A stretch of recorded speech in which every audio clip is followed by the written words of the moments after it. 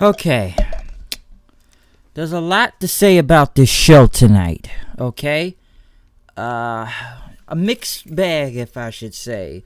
Going in now, we are 3 weeks away from WrestleMania, which now I should say the build-up begins, if you want to go from that. Because, I've said it before, you can go look at my Fastlane review to know that they don't have a lot of time to, build into WrestleMania. But, there's 4 to 3 weeks, so expect a lot of matches to be announced on the fly. Some you mostly expected, or some you didn't expect, but they got 4 to 3 weeks, so I guess they got to make anything work as quick as possible now. But what do I have to say going into this show tonight for Monday Night Raw, huh? What do I have to say? There's a lot of good, there's some bad, there's some that bored me almost throughout 2.5 hours of this show that I was almost I was wondering how long it went. I thought Fastlane was long due to daylight savings. Holy crap, this felt long again. But what was it? Pittsburgh, Pennsylvania. Pretty much we kicked this show off with The Shield coming out. Of course, they were there to deliver their farewell address, since it was the last time, as some would say, with the Shield, of them being, they're going to team with each other one more time. But as the Shield came out, Roman Reigns had the mic, and he said in the last few months that, life is short and there's no guarantee tomorrow. But he said he had no regrets, because last night he wanted to do something he loves doing in the ring, and that was, with his brothers, as he said. And pretty much he asked both of them for a favor last week. He knew they wouldn't let him down, and he thanked both of them. But now it's time we all handle our own individual businesses. That is, this is the road to WrestleMania, and that Reigns hasn't had a singles match on Raw in 5 months. And pretty much Dean Ambrose, he has his own business to attend to. He doesn't know what that is, but I'm sure he knows what he's doing, so good luck to him. Reigns then pretty much focused on Seth, saying, hey, you're the main event of WrestleMania. You're gonna face Brock at, for the Universal Championship. The fans chanted "Slay the Beast" in, and he knows he's gonna beat Brock Lesnar and take the Universal Championship from him. The fans then chanted "Burn it down" then. So pretty much then, Ambrose and Reigns hugged. Rollins did, pretty much wishing them good luck. They did their Shield fist thing. Their music hit, and the Shield pretty much went their separate ways from there. So they did what they did last night, and I guess until they have to reform them again, they will do their individual things. And as their music hit, Rollins was still in the ring, and he was pretty much talking about how the Shield burned it down at Fastlane last night. But next thing you know, Paul Heyman interrupted him. Heyman pretty much, of course, saying he's the advocate for Brock Lesnar, but Rollins pretty much pointed out, saying, yeah, you're just the same Brock Lesnar what beat people like Samoa Joe, Braun Strowman, Goldberg. But this is the same Brock Lesnar has had a tough time of beating people like Daniel Bryan and AJ Styles and Finn Balor, who have taken him to the limit. And that, Lesnar seems to have problems with people that are smaller stature and his size and everything, and that he can beat Brock Lesnar. And Rollins pretty much says, you told Heyman, listen, you got 3 weeks to run your mouth until I take that Universal Championship away from him and bring it back to Monday Night Raw every week. And as Heyman tried to talk, then he pretty much said, listen, you've been naming opponents, but you're not telling the full story. Okay, Jinder Mahal was supposed to face AJ Styles versus Survivor Series. What happens? Jinder's taken out. AJ's in. I meant to say Brock, but you know where I'm going. AJ was in last, pretty much the Survivor Series that just happened not that long ago. It was supposed to be AJ Styles, but it was Daniel Bryan. And then at the Rumble, it was supposed to be Strowman, but then it was Finn Balor then after that. So, pretty much Brock only had 5 or 6 days to prepare, as Rollins laughed at him then. Heyman, said, listen, this is the same Brock that F5'd you multiple times in that. And, pretty much he played a video package of him then. But then he says, you think you know Brock Lesnar? You don't know Brock Lesnar. And then pretty much I'm kind of thinking Brock's going to attack from behind. Something I don't think anybody expected here. Shelton Benjamin attacked from behind and hit them with some German suplexes before they went to commercial. Shelton Benjamin is from SmackDown, but we barely even. First off, I didn't even know Shelton Benjamin was still in the company, to be honest. Shelton is just barely there. He's on SmackDown, but you forget he's even in the company in general. And it was a surprise to actually see him. And I know some people are thinking, why would they bring Shelton Benjamin out here? And it looks random. Why is he even involved in this? Of course, Heyman said he paid him. But between, Shelton Benjamin and Brock, they do have a legitimate history together. If you know, they both attended the University of Minnesota. I believe they were roommates, if I'm not mistaken. And they were both in the same class in OVW and in a tag team, what they call it, the Minnesota Stretching Crew. So, they were in the same class in OVW also, because if you don't know, out of those two, John Cena was in that class, Randy Orton was in that class, I believe Batista was in that class too, if I'm not mistaken, but I know that, Cena and Orton were in that same class with Brock and Shelton Benjamin, so they do have a legitimate history with each other, which pretty much we got a good match from Seth Rollins and Shelton Benjamin as Paul Heyman was on commentary. You did see Shelton using Brock's moves, though, like the German suplex was going to go for the F5, but Seth pretty much got out of it and hit a curb stomp. A pretty good match. I wish we could see more Shelton Benjamin nowadays, okay? You forget he's there, and the guy can still go, and it was actually pretty nice to see this, okay? Now, is he on Monday Night Raw now? Hopefully, because he wasn't doing nothing on SmackDown, so hopefully this is some type of change for Shelton Benjamin going on here. But pretty much a good match. Seth gets the win. But as Seth was celebrating, next thing you know, Finn Balor comes out to defend the Intercontinental Championship against Bobby Lashley, which his head showed up on the screen then looking at Finn Balor. First off, this match. First off, the crowd was mostly flat for this. It was an okay match, but First off, I didn't even expect a title change here, because Leo Rush came in, had a hoodie on, and he took the Intercontinental title belt as he rang the bell then, and as he got on the ring apron, Balor kicked him and Bobby Lashley. He did a springboard move, but Lashley speared him in midair. Pretty much Lashley regaining the Intercontinental Championship. How long did Finn Balor have that title for? What, a month at the last pay-per-view? And now he just drops it back to Bobby Lashley. It doesn't make a lot of sense, and I wouldn't be surprised if it was a match at WrestleMania, but it's kind of odd when Bobby Lashley and McIntyre and Corbin are getting their shit kicked in by the Shield, but somehow this guy is getting a rematch for the Intercontinental Championship and actually wins. What are they doing with Finn Balor? I have literally no clue, but this made no sense to me, okay? This made no sense to me, and I don't know where Bobby Lashley's even going to move the needle with the Intercontinental Championship. I don't know. I'm thinking Rush is going to turn on him maybe, but I wouldn't be surprised if we see another Finn Balor and Bobby Lashley match at WrestleMania for the Intercontinental Championship. I don't really want to keep seeing this feud because it wasn't really going nowhere that much to begin with. And I thought we kind of moved on from this and Finn Balor would be getting a different opponent. But no, let's put the belt back on Lashley, though, for some reason. It doesn't make a lot of sense, but they're doing it anyways. They interview Baron Corbin backstage as, what are they going to interview Baron Corbin? Or I think they were talking about, say he wasn't hurting anybody's feelings, and, you say if you want Reigns gone from the ring, but, you overcome the disease and everything, but, Reigns is 100% perfect, but, he was going to house train the big dog. First off, I don't want to see Baron Corbin versus Roman Reigns in the main event. Seen it before. Don't want to see it again. But we then went next to Ronda Rousey coming out. Now, I know there's mixed feelings about this promo. First off, this is pretty much full heel Ronda and everything after what happened last night. And pretty much started talking about the fans, calling them bandwagon bitches. You could take your applause and shove it. And, you all chanted, you deserve it to me when I got beaten with a kendo stick. And that, you just cower in fear for me without that barrier, you would cower in front of me too. And that she's going to prove that, Becky Lynch and Charlotte Flair are going to cower in front of her. And that, she interfered in the match so she could embarrass and expose both of them. And that they're con artists or carnies and everything in this company. And, pretty much calling the company fake and everything. And Rousey pretty much, she said, if up to me, I would have permission to have a handicap match.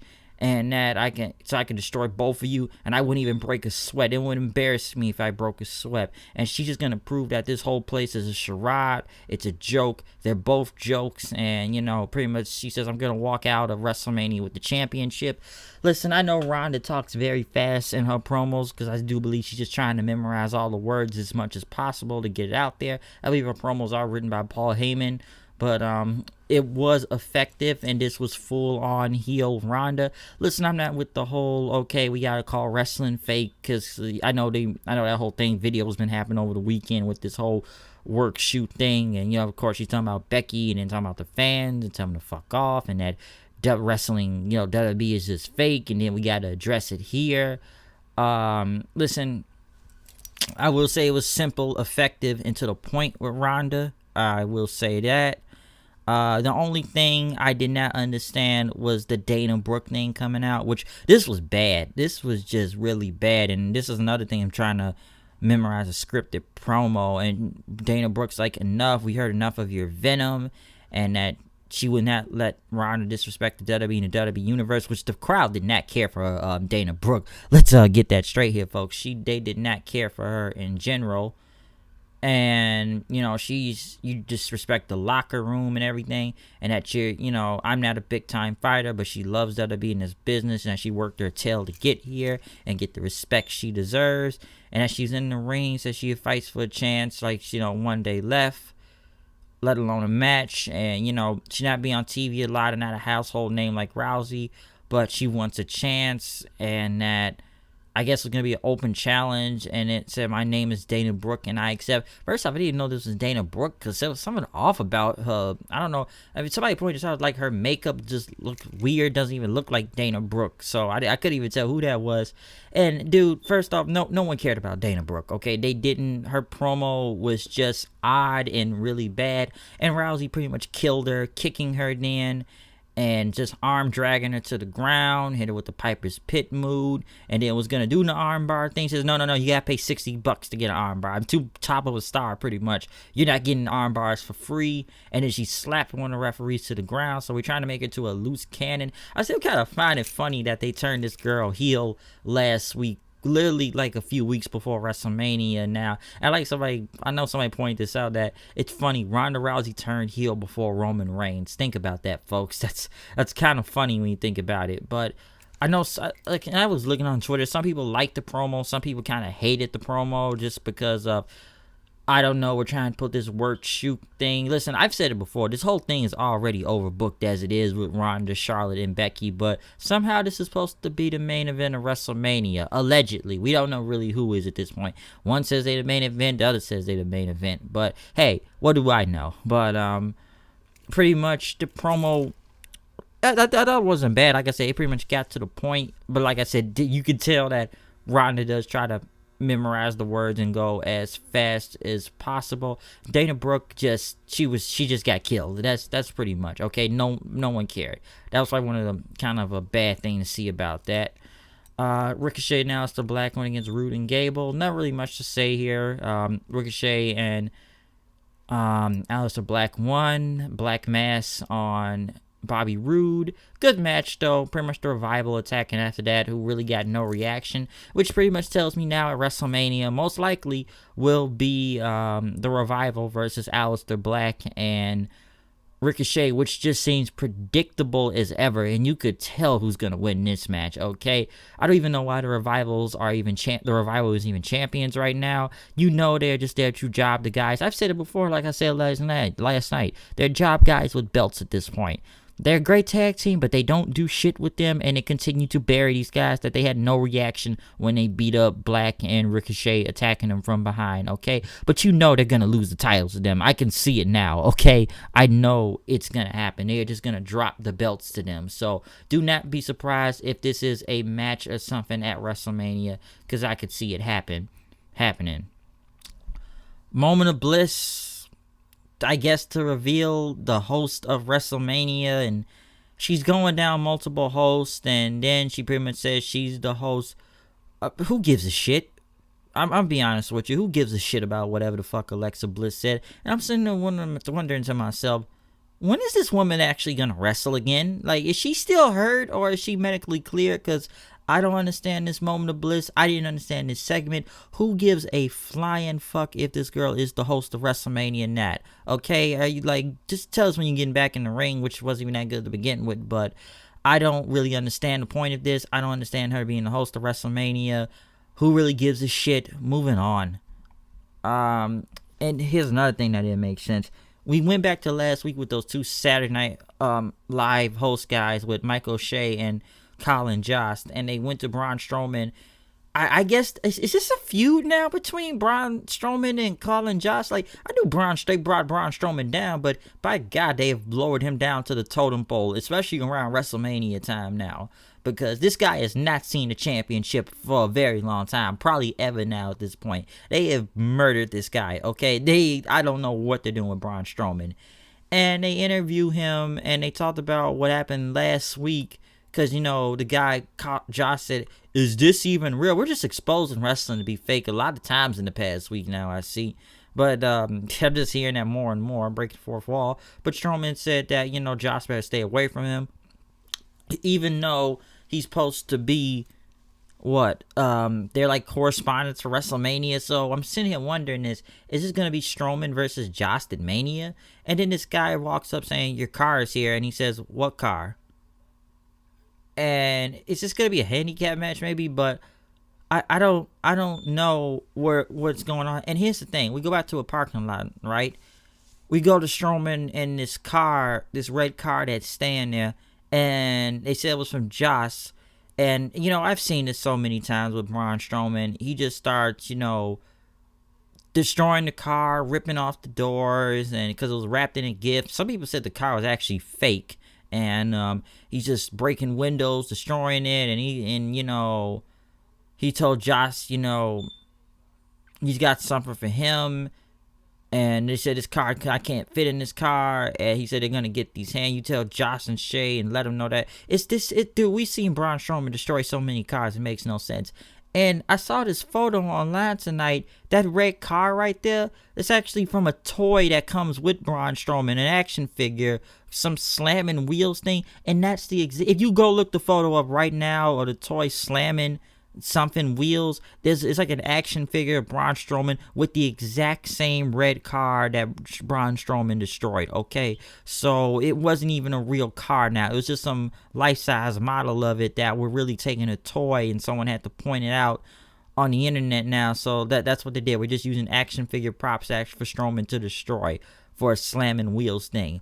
Who really do? We've seen Braun Strowman break enough cars, okay? But now, if this guy's really been relegated to face two Saturday Night Live hosts, it looks like they're having a feud with this now at WrestleMania. Now, I don't know what the fuck they're doing with Strowman, but it's not good, okay? Strowman almost feels like a lost cause right now, that they have nothing for this guy. He's not seen the title picture anytime soon. Last time and here's the thing, the last few thing I thought about this feud, wasn't he supposed to be going after Corbin, Bobby Lashley, and Drew McIntyre? He really only took out Corbin at one point. He only knocked Bobby Lashley to the ground, and he never even got any payback on Drew McIntyre. So what happened to that whole thing? What? Why did it end? What? Because the Shield step in now that we got to change everything up, and now we're putting this guy against two Saturday Night Live hosts? I guess so. But this made no sense, okay? I didn't understand that. This was dumb. It was retarded. That's all I can really say from this. Strowman, it's like a lost cause. Elias Tim, what does he do? Come out next? Does his song again?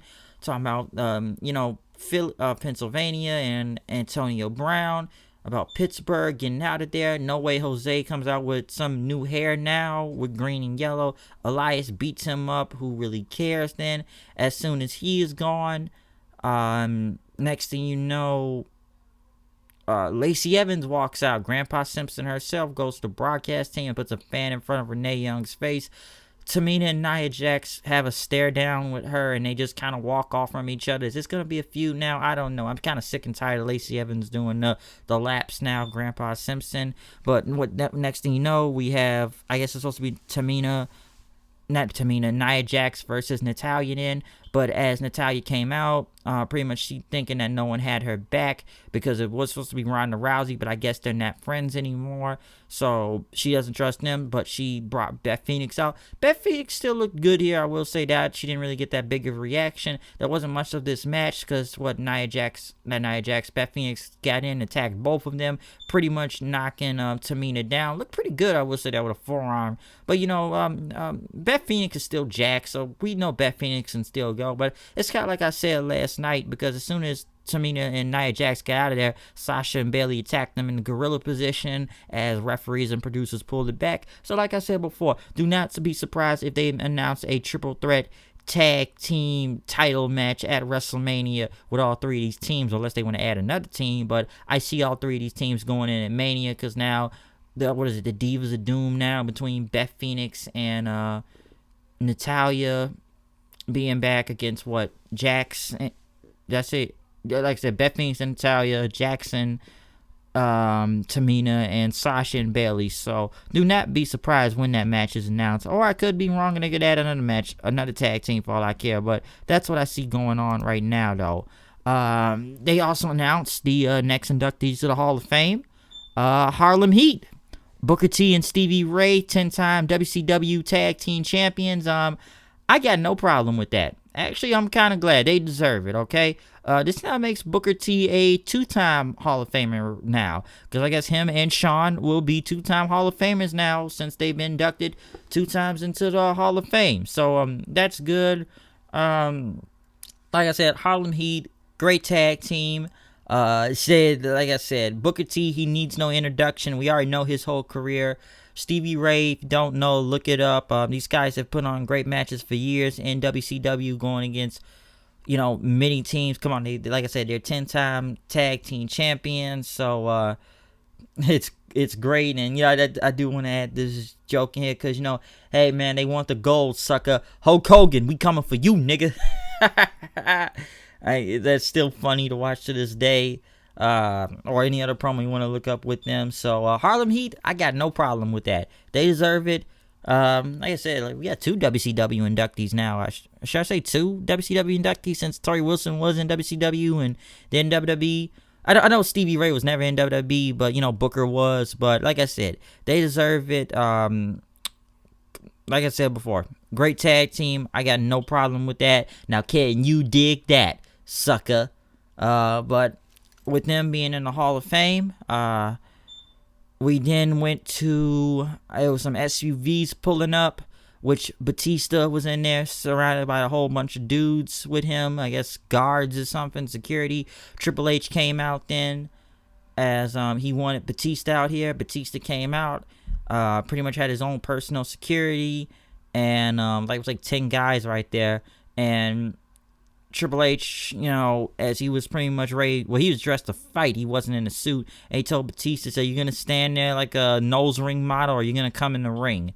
And pretty much talked about Batista's security, or what he called him, are you going to stand there with the guardians of the independent security or something? The independent team. I thought it was hilarious. Triple H was coming out with some really funny jokes out there, making fun of Batista, though. So I did like the guardians of the independent security team. That was pretty hilarious. So I laughed at that. And he talked about Batista then, but Batista said he's not stupid. I learned from 2 of the dirtiest players in the game, you and Ric Flair. And Batista said the security guards, they're here for protection and everything. And he pretty much asked Triple H, "Where's the sledgehammer?" Okay. And he said, "You always tried to underestimate me."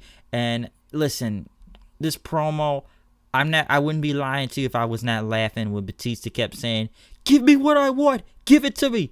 Give me what I want." And Triple H says, "I'm not giving you a damn thing, okay?" He says, "How many times you gotta quit and walk away before you become this big movie star? That's all you ever want, a big movie star."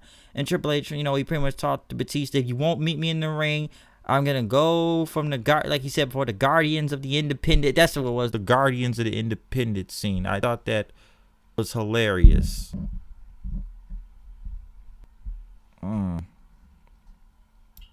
That's not good.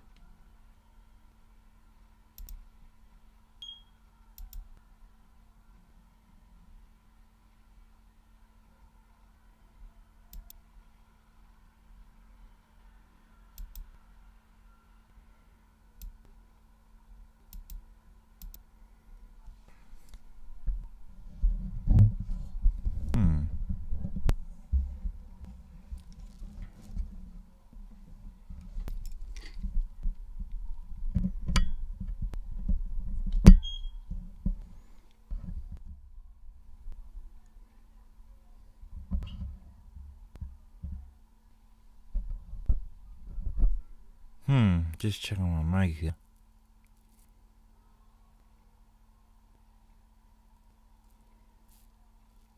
How's he messing up?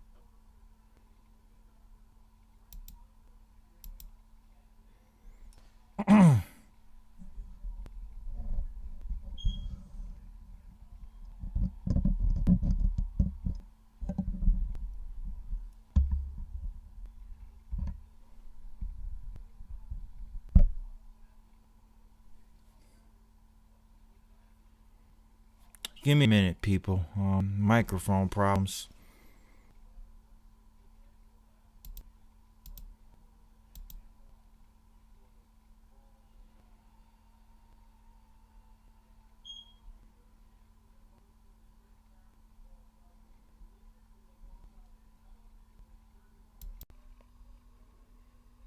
Okay, I think we may be good now. Yeah, I think we good. Had to pause. There we go. I think I may have fixed it now. So I can continue with this review. But like I said before, continuing into this, I wonder how that will play out well. But pretty much as I like I was talking about Batista and Triple H. What else could we say from this, huh? Trying to remember real quick.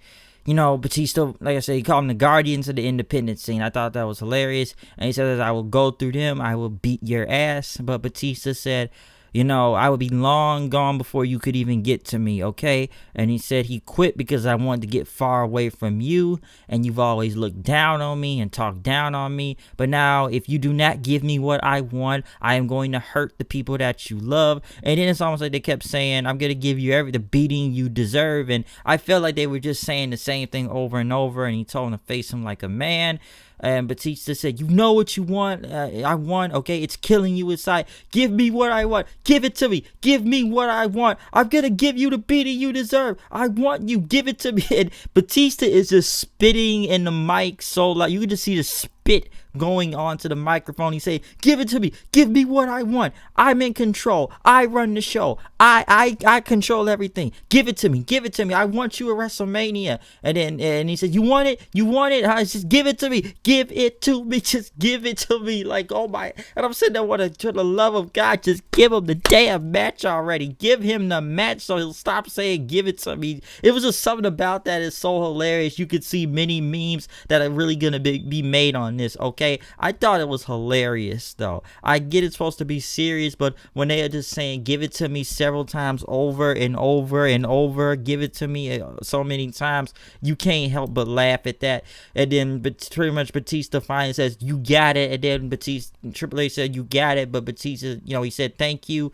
That's all I ever wanted. And one last match to end my career on my terms, and one last match to end your career on my terms, okay? And he says, I'll see you at Mania. But Triple H pretty much said, you know, get back at Hollywood. You better big down deep, okay? Because you want to go on your own terms. It's going to be a no holds bars match, okay? No rules, no restrictions. Now, I know some say the reason why it's no holds bar match because seeing these two in a regular match could not work well. As some say, listen, these guys can still go. I know we haven't seen Batista in the ring. I know Triple H can still go.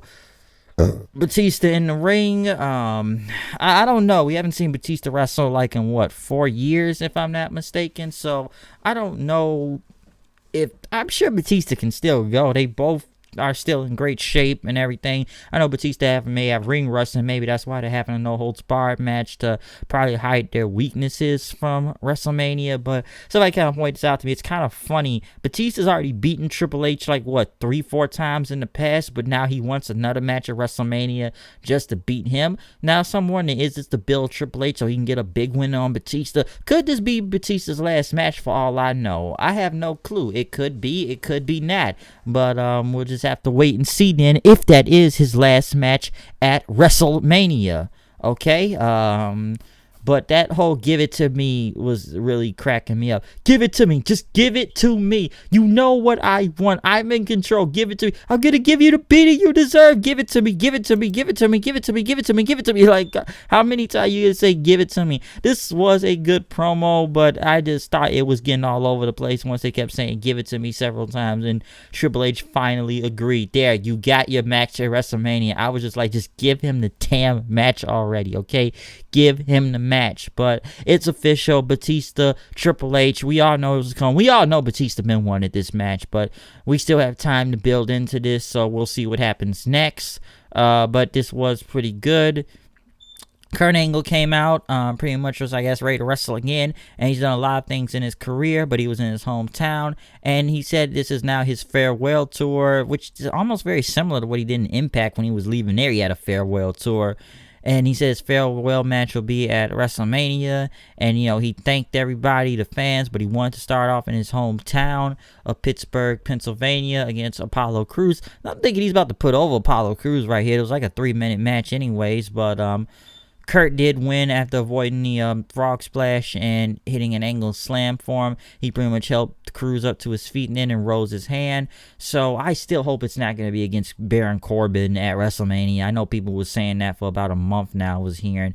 Does anybody want to see that match at WrestleMania? Because I thought it was dumb enough where they had Corbin beat Kurt Angle on TV, but I almost got to the point where Kurt Angle is just now a main part of the roster in general. He wrestles here every week. So if this is, it's a hook right now for Mania. So is it his last match? I have no clue. Could it be?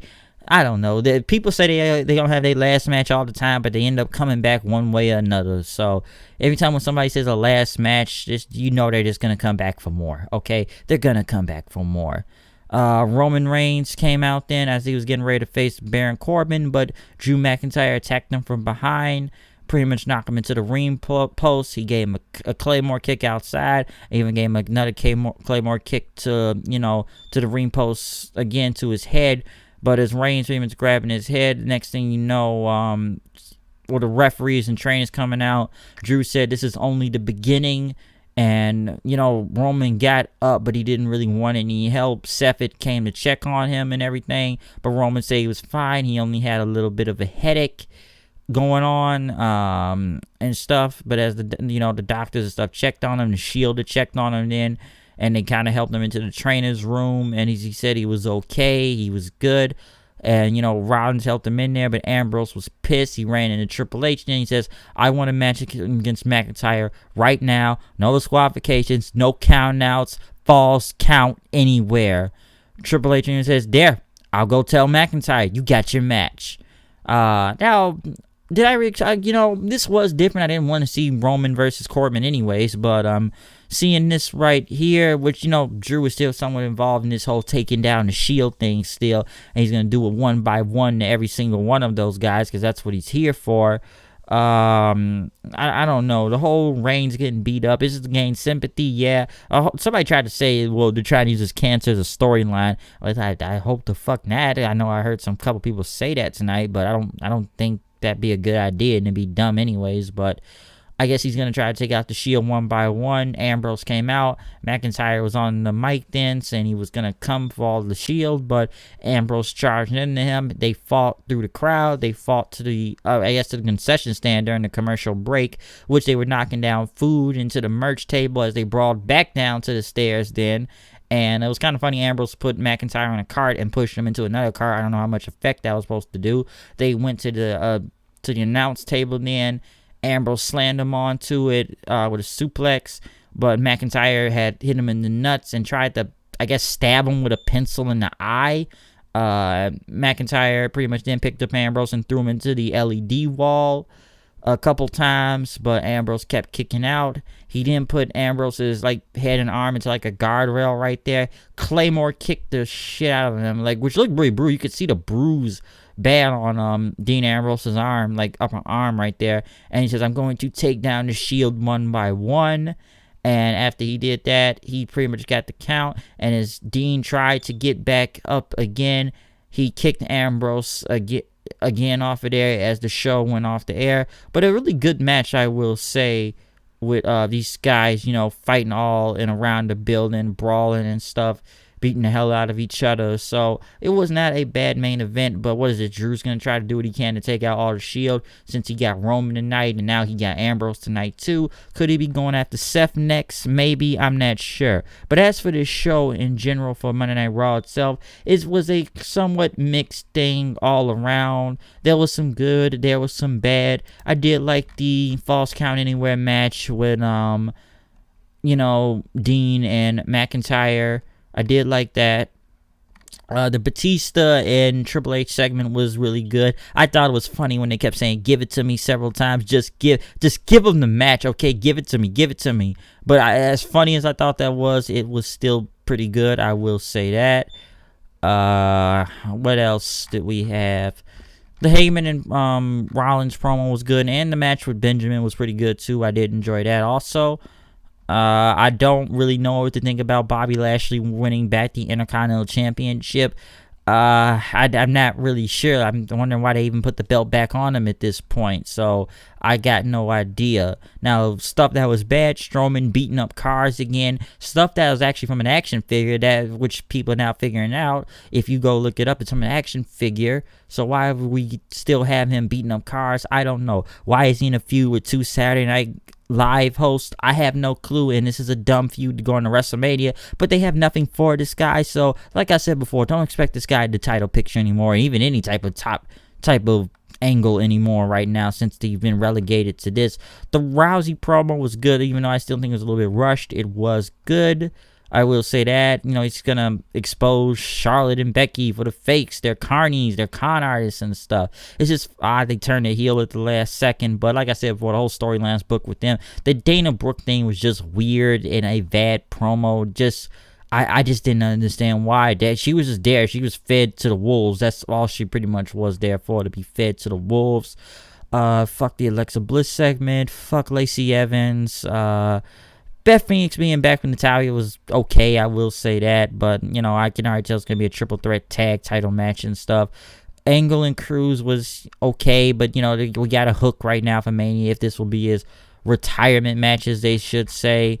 What else was on the show? Ricochet and Black in the win, was kind of whatever. I will say that. Good match, though, but, it is what it is. Like I said, there was good and bad to this show. I felt like sitting through this show was still long, though, and to the point where, okay, now I'm just feeling like it's another episode of Raw in general, just because seeing just a lot of bullshit on TV until something good happened, almost into the third hour, because the first hour was kind of good, second hour was kind of mostly shit, third hour had its little ups and downs, so I will say that.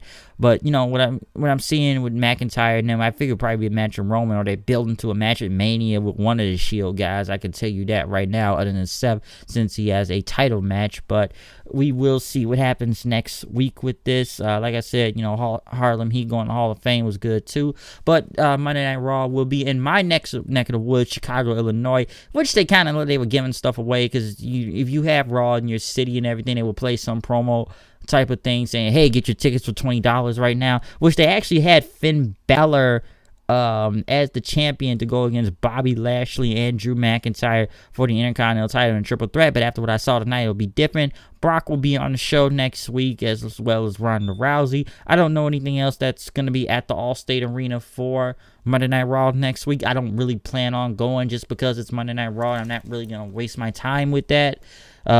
Just because I don't want to waste my money on some bullshit, because I'm going to just walk out disappointed. But I know it is in my neck of the woods next week for Monday Night Raw in Chicago, Illinois, in my hometown.